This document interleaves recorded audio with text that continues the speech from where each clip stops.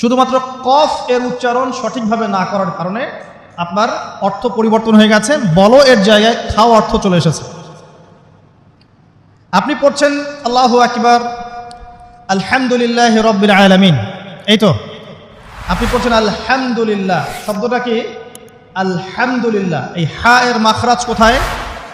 হা এর মাখরাজ কোথায় বলেন একজন? কণ্ঠনালীর মাঝখান থেকে। এখান থেকে আপনি উচ্চারণ করছেন আলহামদুলিল্লাহ রাব্বিল আলামিন, অর্থ দাঁড়াচ্ছে সমস্ত প্রশংসা জগৎসমূহের রব আল্লাহর জন্য, ঠিক আছে?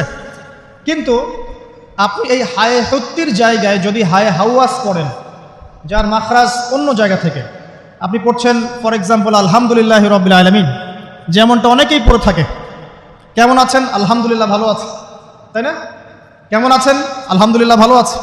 তো আলহামদুলিল্লাহ না বলে সে বলেছে আলহামদুলিল্লাহ, ওই যে হায়ের উচ্চারণ পরিবর্তন হয়ে গেছে, এই কারণে অর্থ পরিবর্তন হয়ে দাঁড়াবে যে সমস্ত নিন্দা আল্লাহর জন্যে, যিনি জগৎসমূহের রব। আমার কথা কি বুঝতে পারছেন?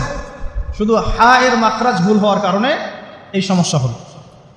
তাই যারা পড়তে শিখেছি আরও ভালো করে পড়তে শিখি, মদের সাথে, মাখরাজের সাথে, তাজবিদের সাথে সমস্ত নিয়মকানুনগুলো আবার চর্চা করি, যাতে আপনার তিলাওয়াতটা 100% বিশুদ্ধ হয়। আল্লাহ পাক তৌফিক দান করুন। ফর এক্সাম্পল একটা উদাহরণ দিচ্ছি, আলিফ লাম মিম, সূরা বাকারার প্রথমে আছে না আলিফ লাম মিম? এই আলিফ লাম মিমের অর্থ আছে, কিন্তু আল্লাহ ছাড়া এই অর্থ কেউ জানেন না। এর অর্থ আমরা করতে পারবো না, কিন্তু অর্থ আছে। যালিকাল কিতাব লা রাইবা ফিহ, এটা এমন একটা কিতাব যে কিতাবের মধ্যে কোনো সন্দেহ নাই, কোনো সন্দেহ নাই। এই যে নাই এর অর্থটা হচ্ছে লা মানে নাই, লা রাইবা কোনো সন্দেহ নাই, রাইব মানে সন্দেহ, লা মানে না, লা রাইবা কোনো সন্দেহ নাই, ফিহি এর মধ্যে মানে এই কিতাবের মধ্যে।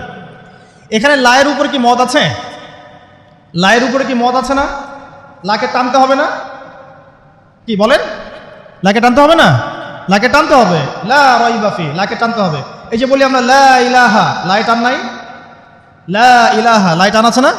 আছে। ইল্লাল্লাহ, কোনো ইলাহ নেই আল্লাহ ছাড়া।